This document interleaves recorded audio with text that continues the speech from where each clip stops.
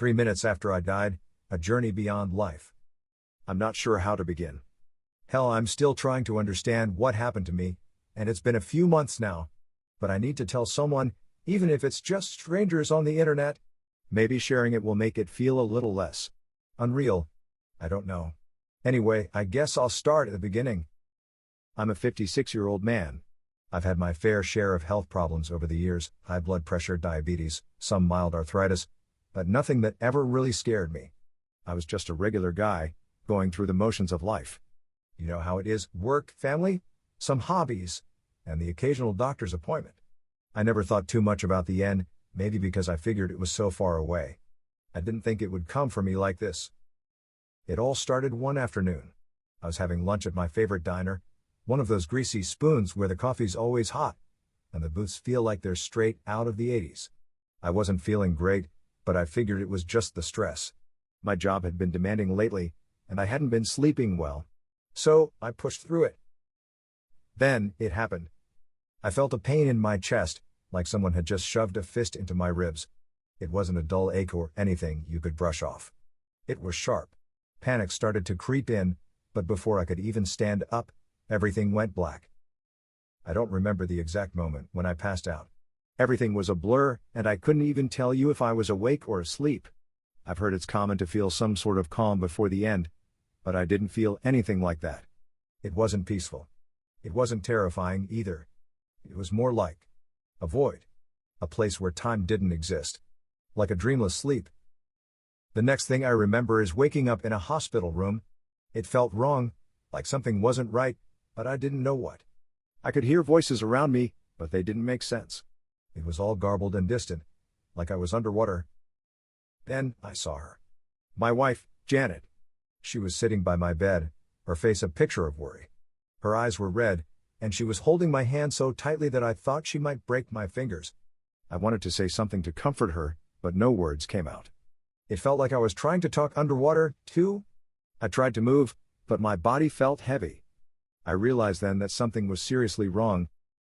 The doctors told me later that I had died. For 3 minutes, my heart had stopped beating. No pulse, no breath. I was clinically dead. They'd done CPR, the usual procedure, and were just about to declare me gone when. Well, I came back. But I'm getting ahead of myself. The real story, the one that still haunts me, happened during those 3 minutes. I don't know how to explain it. It's not like anything I could have ever imagined, and I'm not sure I even believe it myself, but it happened. And I was there. I was aware. I was alive. When my heart stopped, I was no longer in my body. I know that sounds insane, but that's the only way I can describe it. I wasn't just unconscious. I wasn't asleep. I was somewhere else.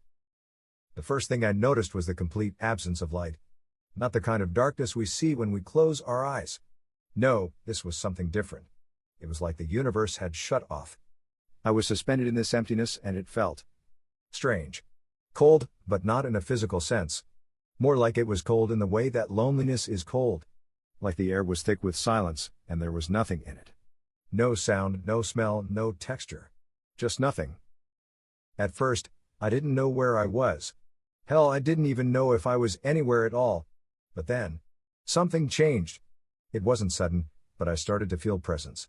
Not a person or a thing, but a sense of awareness. Something or someone was there. And for some reason I wasn't scared. I should have been terrified, right? I mean, I was dead. This was at the end. But I wasn't. I was strangely calm. And then I heard it. A voice.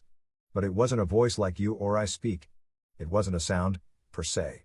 It was more like a thought. But not my thought. It wasn't in my head, it was outside of me.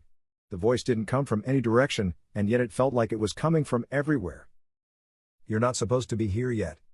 The voice was clear. I don't know how to explain that. It wasn't muffled or distant. It was just there. And it felt like it knew me. Knew everything about me. It wasn't comforting or frightening, it was just a statement. Like a fact. Not supposed to be here yet. The words echoed in my mind, even though there was no sound. They just were. I wanted to ask what it meant.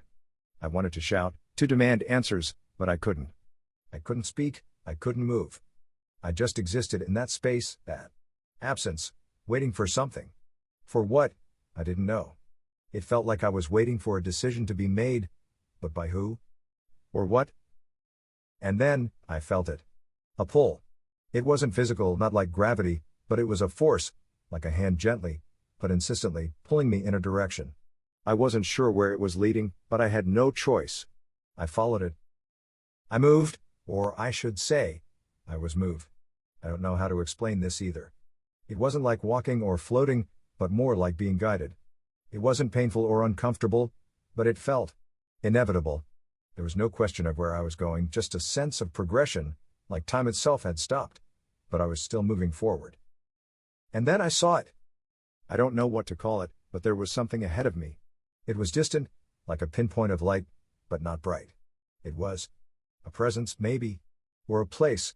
It wasn't something I could comprehend fully, but I felt it deep down, in my core. It was home. That's when the voice came again. "You're not ready," it said. I tried to understand. I wanted to ask why. I wanted to scream, "Why?" But I couldn't. I couldn't do anything. I was just there. And the pull, whatever it was, stopped. The light receded, and the space around me felt emptier, colder. Then it hit me. I was being pulled away from it. I didn't want to leave. I didn't want to go back. I didn't want to feel this cold again.